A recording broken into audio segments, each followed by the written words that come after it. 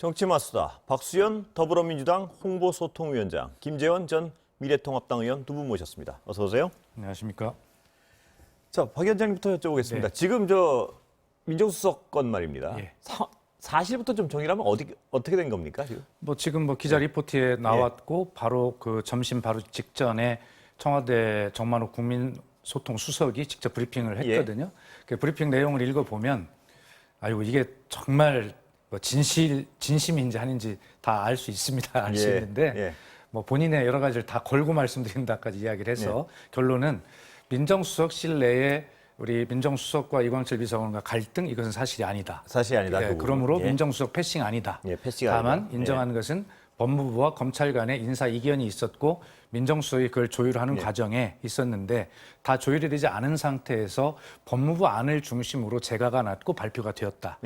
이런 그런 것들이 이제 확인이 된 제가 것입니다. 딱 듣기에 그게 패싱 아닌가요? 예를 들어서 조율을 하려고 그랬는데 조율이 안 된 상태에서 발표가 나버린 그게 패싱 아닌가요? 아니죠. 그건 아닌가요? 그렇죠. 의견을 다 듣는데 결과적으로 민정수석의 조율안이 대통령의 재가안에 100% 다 반영이 안 됐다고 그래서 그걸 패싱이라고 할 수는 없죠. 그러니까 의견이 덜 반영돼서 그렇습니다. 그래서 그거에 대한 섭섭함 내지 항의로 지금 사의를 표명했다 이렇게 해석하면 되는 겁니까? 대통령께 항의를 한다는 표현은 맞지는 않을 것 같고 본인이 아마 처음에 이 자리에 올 때 대통령과 여러 가지 그 원칙에 대해서 또 말씀드린 부분이 있을 거 아닙니까?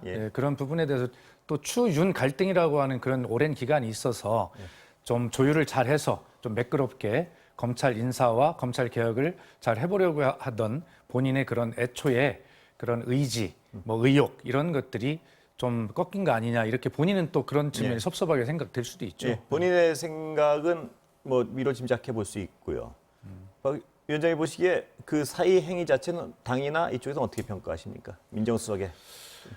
글쎄 충분히 그 우리 민정수석의 품성이나 이런 것들을 다 저희들이 알고 있고 이게 수습이 간단치 않겠다 하는 생각은 가지고 있는데 아마 그렇다 하더라도 기왕에 대통령이 참모가 되기로 그렇게 마음 먹은 이상은 그런 부분들에 대해서 좀 수긍하고 그렇게 또 자신의 의지를 또 시간이 길게 남았으니까요. 그런 부분들을 관철해 갈 수 있는 다른 방법을 찾으면서 하는 것이 참모의 올바른 태도 아닌가라는 생각은 듭니다. 당의 어떤 일반적인 컨센서스인가요? 지금 말씀하신 건 아니면 박 위원장님 개인적인 견해가? 제 개인적인 견해이고 또 상식적인 이야기입니다. 자, 참모로서 부적절하다. 이 부분에 대해서 어떻게 보세요? 위원님. 근데 이제 청와대 비서실의 수석 비서관이거든요. 민정수석 비서관이니까 민정 업무를 담당하는 수석 비서관인데 수석 비서관도 단순 비서거든요. 그럼 대통령이 예를 들어서 법무부의 인사권을 그 대통령이 이제 임명권자잖아요. 그 임명권자가 임명을 했어요. 그리고 비서는 그 과정에 의사결정 과정이 통로거든요. 법무부 장관이 제청권자이고 대통령이 임명권자예요. 그러면 원래대로 따지면 수석 비서관은 아무것도 아니죠. 그런데 사표를 냈거든요. 그것도 이제 청와대에서 인정하는 지금 검찰과 법무부의 검찰 인사 이견을 조율하던 중에 인사 발표가 나는 바람에 사표를 냈다. 그런 의미라면 이것은 뭐냐면 그런데 패싱은 아니다. 우리 박수현 의원님 말씀하실 때는 대통령과 수석 비서관 사이에 조율을 하는데 뭔가 잘 안 됐지만 대통령이 발표했다. 그런데 잘 들어보면요. 검찰총장이 제안을 했고 의견을 냈고 법무장관이 제청을 했고 대통령이 임명하는데 수석 비서관이 언론에 나오기로는 검찰 측의 입장을 어느 정도 반영하자고 하는 도중에 그 발표가 났다는 거 아니에요. 그럼 좀 더 나가서 더 생각을 해보면 결국 수석 비서관은 이 인사 과정에 전혀 자기 의견을 전달하지도 못했거나 전달했는데 완전히 무시됐다는 의미가 되거든요.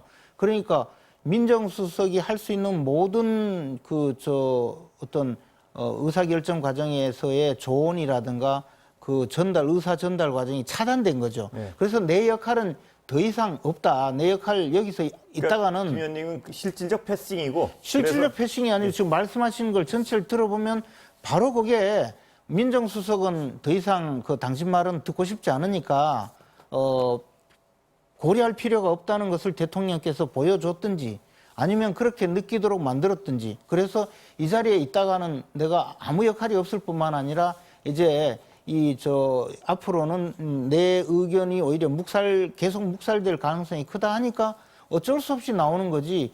수석 비서관이든 그 비서인데 내 의견이 관철되지 않았다고 사표 내는 경우가 어디 있습니까? 저는 그 이상이라고 보는 거죠. 김재현 의원님이 계속 사표 내시라고 자꾸 저렇게 이렇게 부채질을 하시는 사표 낸 상황이 이게 단순히 의견이 좀 반영되지 않았다든가 패싱이라든가 이런 문제를 넘어서서 대통령께서 더 이상 저는 필요로 하지 않는구나. 대통령 앞에 있다가는 내가 크게 호되게 앞으로 문제가 되겠구나 하니까 도망 나가는 거라고 봐야죠. 네, 좀 지켜보시죠. 네. 지켜본다자는 말씀은 사표를 못 낼 거다 이 바뀔 말이죠. 수 있다고 보시는 그러니까 건가요? 지금 이제 계속 대통령께서 사표를 반려하시는 중이고 또 문재인 대통령의 독특한 인사 스타일은 잘 알려져 있지 않습니까? 한번 쓴 사람은 잘 안 바꾸는 이런 스타일인데요. 실제로 제가 모셔본 기간 중에도 그런 스타일과 그런 마음 품성을 여러 번 확인할 수 있었는데 아마 대통령께서 그렇게 쉽게 사표를 수리하지 않을 것이다라는 생각이 듭니다. 또 그런 대통령의 품성과 인사 스타일을 이해하는 참모라면 또 이 민정수석께서 대통령과의 관계가 하루 이틀 관계가 아니지 않습니까? 그러니까 그런 품성도 좀 이해하시면서 그렇게 좀 정리를 본인이 좀 스스로 하시는 것이 맞겠다는 생각이 듭니다. 김 의원님은 그 얘기 하나 여쭤보겠습니다. 도망 나왔다는 표현을 쓰셨는데요. 예? 그 정도 어떤 참모를 수락한 분이 참모로서 역할하겠다고 수락한 분이 이견이 발생한다 이렇게 도망 나와도 되는 겁니까? 거기 부적절하지 않냐 이런 지적이 있는 것 같아요. 당연히 근데 이제 이런 의미겠죠. 내가 역할이 전혀 없을 뿐만 아니고 어느 순간 처음에 그런 이야기도 있지 않습니까? 민정수석을 맡았을 때 이러이러한 것은 좀 여지를 달라든가 그런 요구 조건이 있었다는 이야기까지 나오는데 그래 자기 스스로 생각하는 일정 수준의 민정수석 비서관으로서의 역할이라든가 앞으로의 어떤 국정 과정에 참여하는 과정에 자기가 꼭 이 부분은 내 의지를 반영시켜야 되겠다는 생각이 있었을 가능성이 큰데 그 의지를 반영시키지 못한 거는 고사하고 여기 있다가는 오히려 내가 정반대의 방향으로 소모품으로 전락할 수 있겠다라고 생각할 수도 있죠. 근데 방금 김 의원님 청와대에 계셔보시고 해서 더욱 여쭤보면 검찰도 계셔보시고요. 말씀하셨지만 비서라는 역할이 자기가 무슨 인사를 하거나 이런 역할은 아니지 않습니까? 중간에 조율을 하는 역할이지. 근데 조율이 마음대로 안 됐다고 해서 도망 나온다. 이게 적절한가? 이런 비판이 있는 것 같은데요. 그러니까요. 제가 계속 말씀드리지만 조율이 안 돼서 나올 수준이면 나오지 않아요. 제가 의견을 냈는데 대통령께서 그래도 이번에 이렇게 하자. 이 정도로면 괜찮은데 아예 근처에 못 갔을 수가 있다는 거죠. 내 밑에 비서관이 대통령한테 서류 들고 가서 사인 받아오고 나중에 발표가 났어요. 나는 아직 지금 이 서류 가지고 이 인사안 가지고 검찰총장하고 이쪽 합시다 저쪽 합시다 하고 있는데 밑에 비서관이 전혀 다른 인사안을 들고 대통령한테가 사인을 하고 발표해버리면 내 역할은 없구나 하는 생각을 하지 않겠습니까? 저는 이제 그런 상황을 이야기하는 거예요. 그런 청와대 추정이시죠, 그건? 언론에 일부 그런 보도가 났는데요. 저는 그 수준이 아니라면 민정수석 비서관이 한 번도 아니고 두 번이나 사표 낼 상황은 전혀 아니라고 보고요. 그런 일은 없을 겁니다. 아마 그 수준 우리가 모르는 언론에서 모르는 그 수준 이상의 뭔가 더 있었을 거라고 봅니다. 그러니까 오늘 아침에 이제 김재원 의원님 말씀하신 이광철 비서관이 직접 결제를 받고 패싱했다라는 그 보도에 대해서 제가 아침에 그런 말씀을 드렸어요. 아니 만약 그렇다면 그 내용은 문재인 대통령과 이광철 비서관 둘만이 알 텐데 어떻게 이 언론에서 그 사실을 알았을까? 어떻게 이걸 썼을까? 아니 아래 사람이 그런 경우에 아래 사람이 자기 힘을 과시하기 위해서 옆부터 이야기를 해요. 저 허당이라고. 과한 추측이고 아까 말씀드린 대로 국민소통수석 청와대의 설명은 민정수석실 내의 수석과 비서관 사이에는 전혀 이견이 없었다라는 것은 발표를 했습니다. 자, 그렇다면 이 정도로 비서의 역할이 부적절한 어떤 처신이라고 민주당에서는 보시는 것 같은데요. 그러면 어떻게 해야 됩니까? 그 사의를 꼭 만류하는 게 방법은 아니지 않습니까? 그렇진 않을 거고요. 이게 이제 참모라는 게 주로 이제 대통령을 모시는 수석이다 그러면 예를 들어서 대통령님의 말씀이나 생각이나 이런 것들이 다 옳을 수는 없지 않습니까? 다 협의하고 합의하고 그래서 더 좋은 안을 만들어가는 것인데 그런 과정에서 그 참모가 자기 자신의 의견을 적극적으로 개진하고 하는 것이 훨씬 더 좋은 청와대 아니겠나 싶고요. 제가 있을 때도 수보회의를 할 때 보면 어떤 특정한 정책에 대해서 대통령이 직접 수석과 토론을 막 합니다. 그러면 수석이 사실은 다 모를 수가 있죠. 그 담당 비서관이 다 입안을 했을 테니까. 그러면 대통령께서 수석에게 죄송하지만 담당 비서관 좀 일어서 달라고 하시고 그 담당 비서관하고 막 토론을 합니다. 그래서 문재인 대통령의 스타일이 굉장히 역동적이고 참모들과 굉장히 소통을 많이 하는 그런 상황이기 때문에 아마 이것도 우리가 그렇게 쉽게 보지 못하던 과거의 그 일반적인 청와대의 모습과 달리 참모의 어떤 의견들이 역동적으로 반영되는 그런 청와대의 한 새로운 과정으로 저는 그렇게 보여집니다. 예. 김 의원님 보시기에는 민정수석의 역할을 왜 청와대는 그렇다면 김 의원님은 완전한 패싱이라고 그 이상이라고 보시는 거 아닙니까? 왜 그랬다고 임명을 해놓고 한 달 반 만에 왜 그랬다고 보시는 거예요? 그 부분이 이제 바로 청와대 내 또는 이제 검찰 인사를 두고 두 기류가 있었다는 거지 않습니까? 그 박범계 장관을 비롯한 이광철 비서관 이 부류들은 기존에 있던 분들은 추미애 장관 시절의 그런 인사 스타일 그대로 즉 윤석열 총장을 몰아내는 여러 가지 방법을 계속 쓰고 또 윤석열 총장의 어떠한 지시도 따르지 않는 사람으로 대검에 참모들을 구성해서 이번에도 그 김학의 전 차관 그 불법 그 출국 금지 조치가 이루어지고 그 이후에 수사가 들어갔을 때 대검 반부패 부장이 뭐 수사를 지금 무마했다 뭐 그런 이야기가 나오지 않습니까?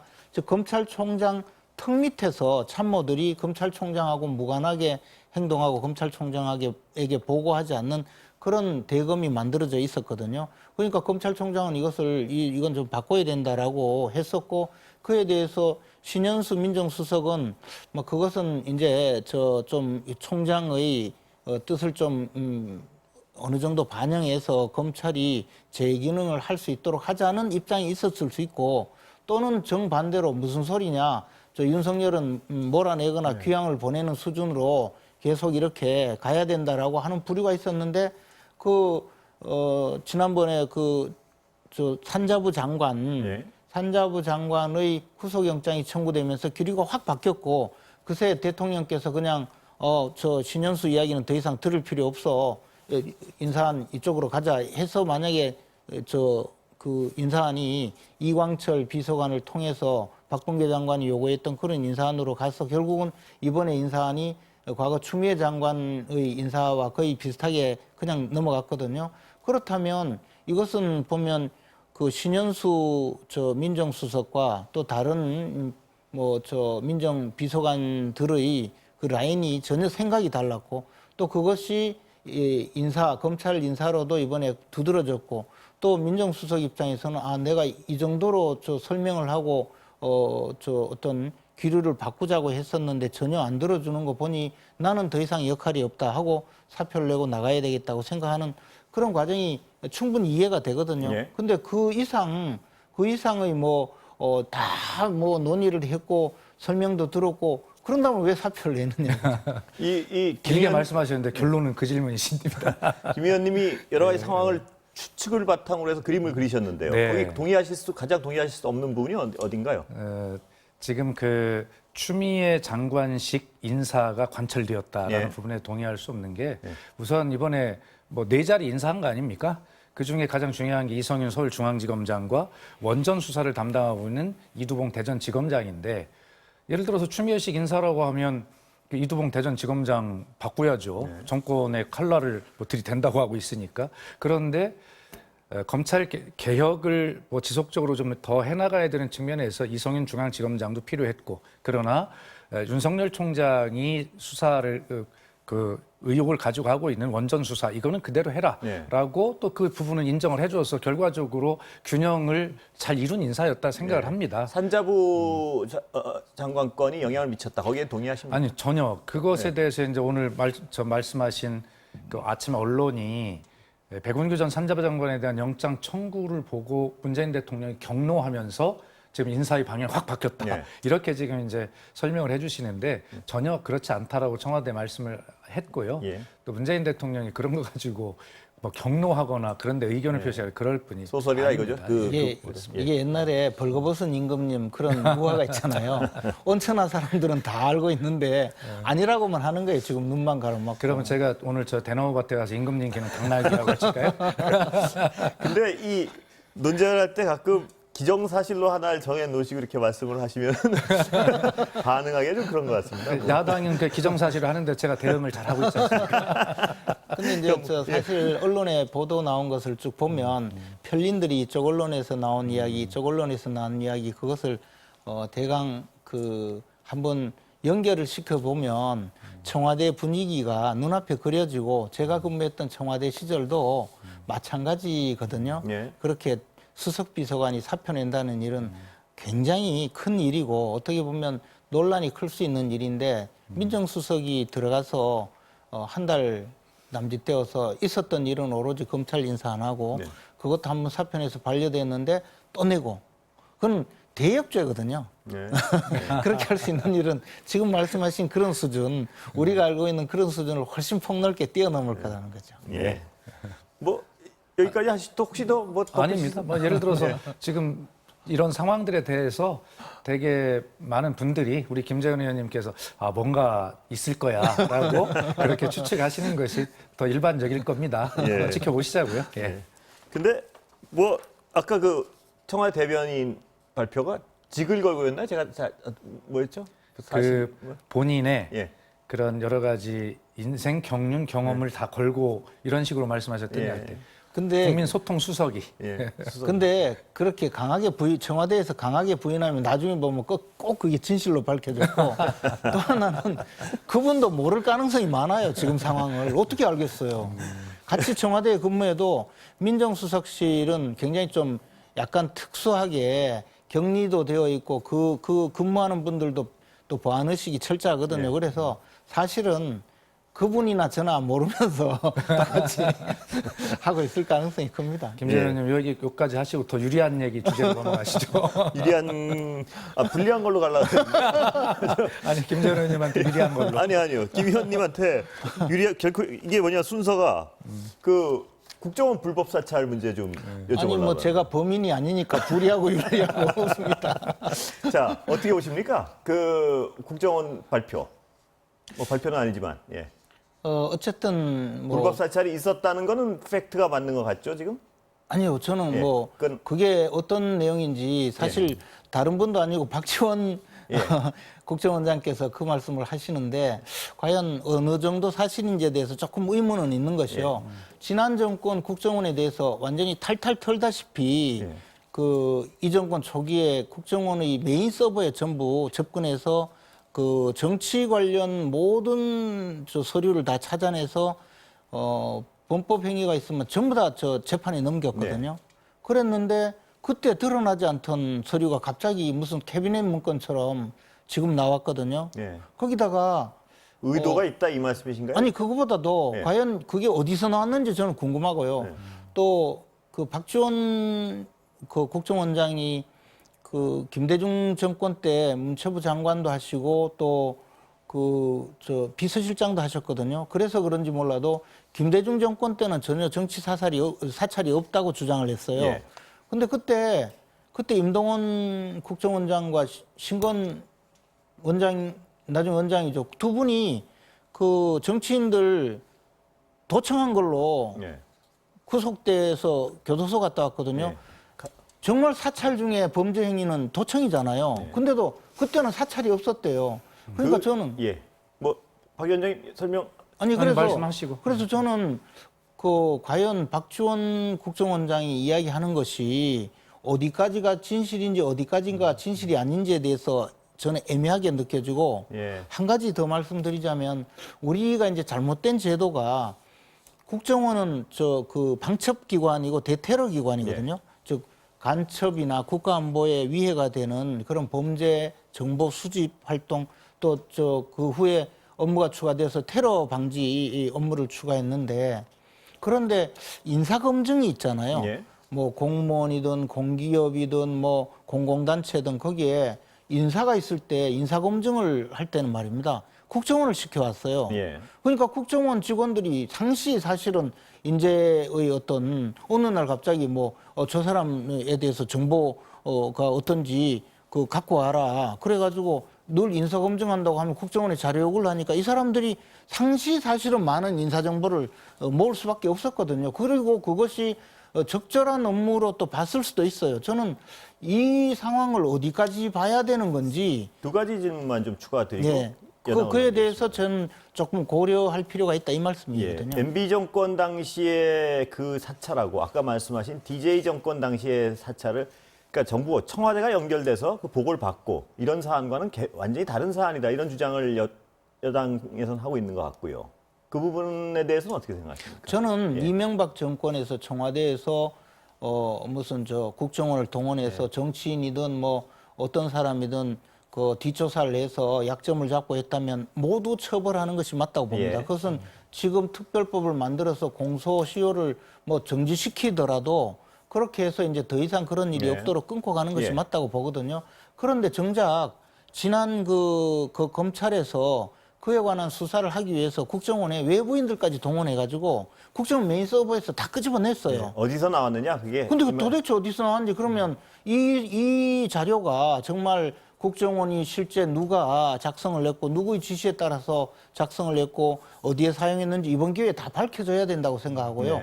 그냥 저렇게 선거 전에 찔끔찔끔해서 무슨 저 선거 자료 쓰듯이 그렇게 할 필요 없이 기왕에 하는 거 제대로 한번 밝혀봤으면 좋겠어요. 예, 하나 더 여쭤보겠습니다. 그 MB 정권에서 어떤 인사 자료로 과거에 잘못된 관행이지만 인사 자료를 국정원에 요구했다. 예?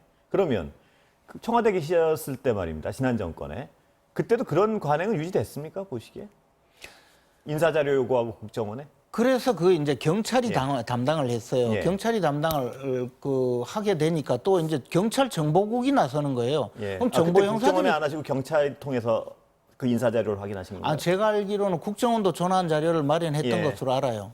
그 인사 정보에 대해서. 그러니까 이게 국정원이 분명히 방첩기관이고 또는 대테러 그 방지기관인데 거기에 국내 인사 관련 자료를 직접 그 수집하게 만들고 그걸 계속 활용해 왔는데 그렇게 한 그 자료가 있다고 해서 무조건 불법이 되겠느냐에 대해서도 이번 기회에 한번 따져보고 그 부분에 있어서는 그럼 박근혜 정부에서도 그런 행위는 연속성상이 있었다. 여기까지는 인정을 하신 건가요? 저는 그에 대해서는 모르겠어요. 제가 뭐 그런 정보 자료를 받았는지는 모르겠지만 어쨌든 국정원에서 인사검증에 나섰다고는 들었어요. 박근혜 정부에서도. 그렇죠. 예를 들어 어떤 장관에 대해서 검증을 하려고 하면 국정원에 그 세평을 좀 확인해 달라면 국정원 직원들이 가서 세평을 확인하고 한다고 들었거든요. 그리고 그것은 이 정부도 어떻게 하는지는 모르겠어요. 근데 계속적으로 우리 지난 어떤 관행이자 절차가 그렇게 해왔기 때문에 예를 들어 그런 자료가 남아 있다면 또는 평소에 이 대상이 될 만한 후보자들을 그런 식으로 모아왔다면 그것을 과연 불법 사찰이라고 해야 되는지도 저는 조금 의문이고. 그 내용도 또 어떤 내용에 따라서도 약간 달라지겠죠. 예를 들어서 우리가 이제 인사청문회 가서 등장할 수 있는 모든 내용이 되다가 보면 개인적으로 인사청문회 가서 드러난 게 한두 가지가 아니지 않습니까? 이명박 정부 때 보면 낙마한 분들 변호사 수임료 어떤 분은 카드 제대로 쓴 거 안 내놨다고 그것도 문제가 됐고 어떤 분은 유력 인사하고 사진 찍은 거 그거 가지고도 다 했지 않습니까? 그러니까 만약 인사청문회라든가 그런 공무원의 인사 자료를 수집하기 위한 세평 수집이라면 굉장히 광범할 수밖에 없거든요. 그럼 마지막 하나 더 질문드리고 그러면 그 관행이었지만 그 세평 수집을 국정원이라는 단체에서 하는 것 자체는 불법은 아니지만 잘못됐다. 저는 그렇기 때문에 막아야 된다고 생각해요. 그리고 저는 더한 것은 제가 이제 국정원 계획특위 간사로 있을 때부터 국정원 직원들한테 그런 이야기까지 했거든요. 아니 우리가 제임스 딘이 언제 스파이 활동하면서 명함 보여주고 저 제임스 딘입니다. 저 007입니다. 뭐 그렇게 이야기한 적이 있냐고요. 근데 왜 우리나라 국정원 직원은 다 국정원 명함 내놓고 저 무슨 국장입니다 이러냐. 그래서 다 없어져라 말이죠. 그렇게 이야기한 적도 있고 우리가 실제로 법도 그렇게 만들고 노력하고 했거든요. 그래서 이런 정치 권력이 그 인사검증이라는 이유로 국정원을 동원해 놓고 나중에 와서 지금 와서 그런 자료가 있다고 해서 처벌하고 이렇게 해서는 안 된다는 거죠. 그래 차제 이게 뭐 나왔으니까 이게 도대체 뭔지 앞으로는 이런 거 못하게 하고 제대로 했으면 좋겠다는 거죠. 예. 그게 근데 그런 관행이 있었다면 처벌이나 어떤 그 개선 작업이 있어야 되는 거 아닌가요? 그게 어떻게 보세요? 불법 행위가 있다면 처벌해야 되겠죠. 예. 그리고 또 하나는 지금 와서 그게 불법이 아닌데도 저렇게 흘리고 선거에 이용하기 위해서 또 활용한다면 그분들도 처벌받아야 되지 않겠습니까? 예. 예. 김재원 의원님 말씀을 제가 잘 공감하고 이해를 하다가 마지막에 선거에 이용한다고 하니까 확 또 이게 생각이 달라지는 거예요. 공감하셨단 말씀은 인사 조난 자료로 해도 된다는 말씀 아니요, 그게 아니라 관행적으로? 저는 차제에 어떻게 됐든 이런 문제가 불거졌으니까 박지원 원장도 말씀하셨듯이 국정원의 흑역사 60년을 정리해보자. 그래서 정말 국민의 어떤 정보기관으로 거듭나도록 이걸 바꾸고 만들어야 된다. 지금 앵커께서 말씀하신 대로 잘못이 있었다면 진상을 규명하고 책임자를 처벌하고 국정원에 대의 대국민 진실한 사과가 있어야 되고 그렇게 돼야 되지 않겠습니까? 이런 것에 좀 같이 동의하는 예, 거죠. 예. 그리고 이런 부분들은 또 시간이 오래 걸릴 일이기 때문에 4월 7일 재보궐선거 끝난 이후에 계속 될 일이니까 뭐 선거에 이용될 일은 없는데 다만 부산에 이제 그 유력 후보께서 그 당시에 뭐 정무수석이셨기 때문에 그때 관여하지 않았냐. 근데 그것도 이제 뭐냐면 이게 이렇게 된 거예요. 저희가 이걸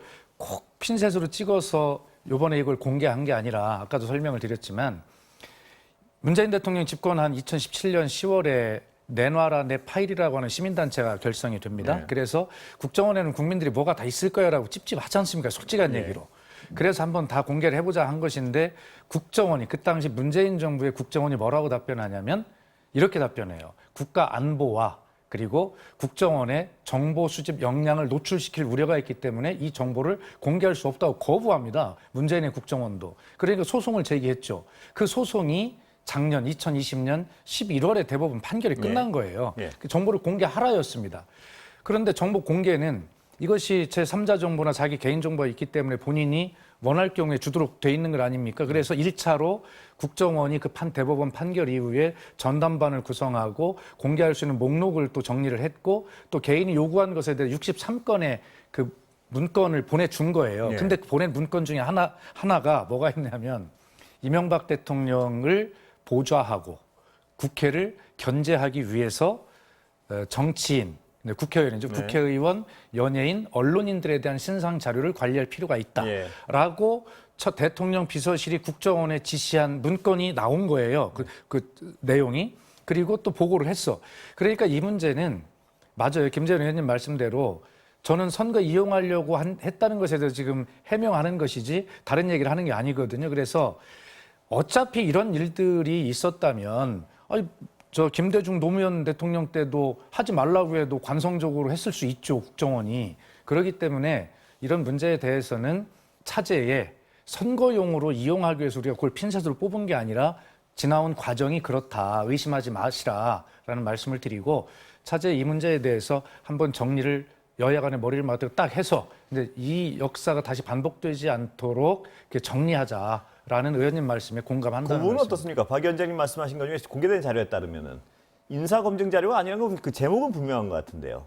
그건 인사검증으로서 어떤 해석하기에는 전혀 그런 해석이 나올 수 없는 제목 같은데 어떻게 보십니까? 더군다나 그 문건을 저는 본 적이 없지만 예. 그게 공개가 된 문건입니까? 아니면 저 내부적으로만 알고 계신 문건인가요? 그게 이제 말씀하신. 63명이 전달이 되는데 그 중에 한 분이 자기 해당되는 문건에 그런 내용이 있음을 아마 당과 공유를 했거나 누가 공유를 해서 알려지게 그래서 된 이제 겁니다. 뭐 공유했다고 하는데 공개를 했으면 좋겠는데 네. 국정원에서 저 이런 문서를 받아서 이렇게 조사를 했고 당신에 대한 뒷조사 자료가 이거다. 그랬으면 그 뒷조사의 자료의 내용이 과연 수집 내용이 어느 정도 어떤 내용인지 이 사람은 그저 뭐 총망받는 예술인이라든가 이분은 훌륭한 분이라든가 그런 건지 그거라도 국정원이 할 일은 아니죠. 그건 뭐냐면 인사 자료가 아니라면 그렇게 해서 그 국정원이 정부 측의 비우호적인 문화예술인을 명단을 만들었다는 이유로 예. 명단을 만들려고 요구했다는 이유로 민정수석 박근혜 정부 민정수석이 기소가 되었죠. 예.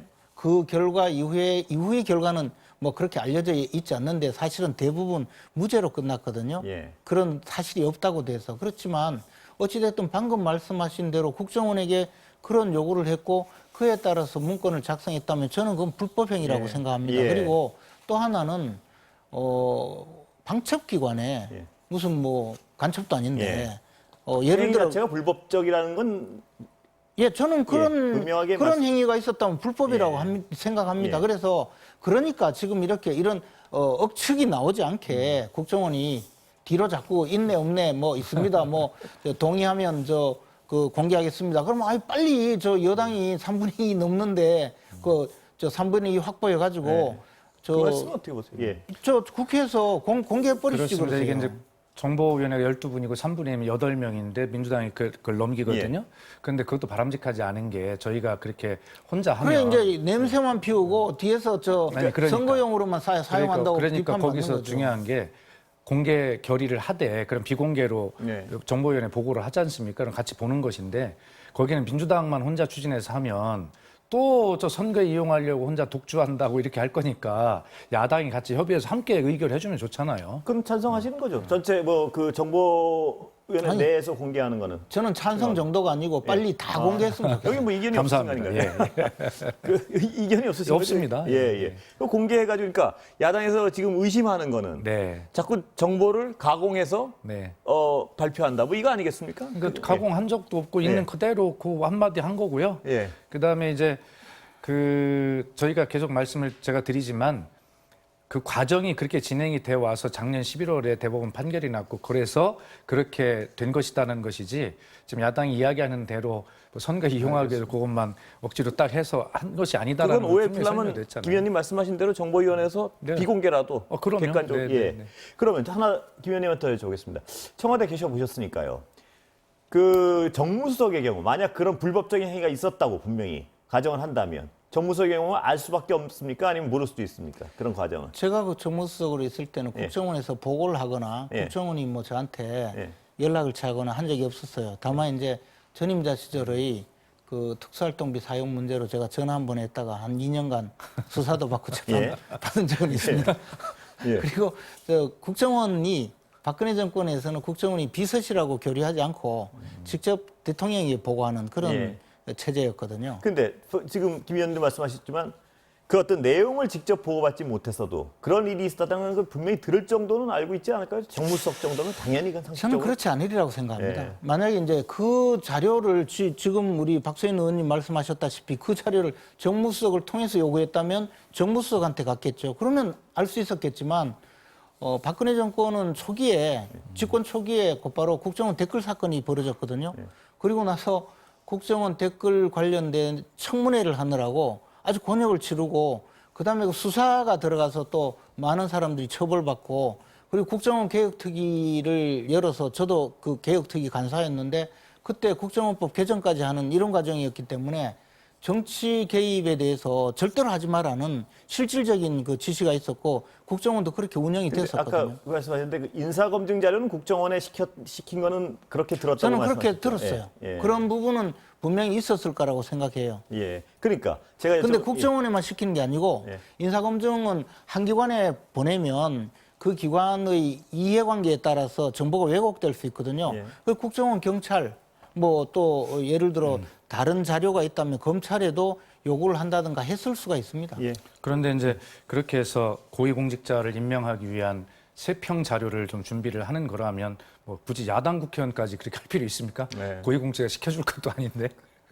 위원장님 보시기에는 인사검증 자료는 국정원이 해서는 그것도 안 되는 거죠? 어떻게? 그건 안 됩니다. 예. 예. 다만 이제 청와대 민정수석실에 뭐 자체 채용하는 뭐 그런 과정에서 예. 지금도 청와대 인사 검증 시스템이 무너졌네 막 이러지 않습니까?